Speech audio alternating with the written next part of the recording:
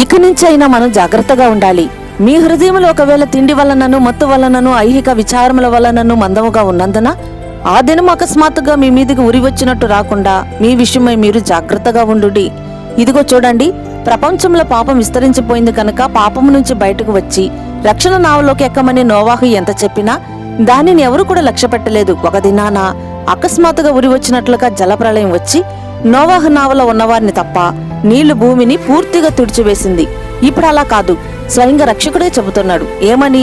భూమి ఎందంతటా ఉన్న వారి మీదికి అకస్మాత్తుగా రాబోతుంది కనుక రక్షించే రక్షకుడనైన నా వద్దకు మీరు రావాలంటే మీ హృదయాల మత్తుతో ఐహిక విచారములతో నింపుకొని దానిని మందముగా చేసుకోక నేనెప్పుడు వచ్చినా మీరు సిద్ధంగా ఉండునట్లుగా ప్రార్థనలో మెలకువ, దానిలో నిలకడగా ఉండమని చెప్పినట్లు మనం జాగ్రత్తగా ఉండాలి. ప్రార్థన మేము ఎల్లప్పుడూ మెలకువగొండి ప్రార్థన చేస్తూ నిలకడగా ఉండే భాగ్యం దయచేయమని యేసు నామమున వేడుతున్నాం తండ్రి. ఆమేన్.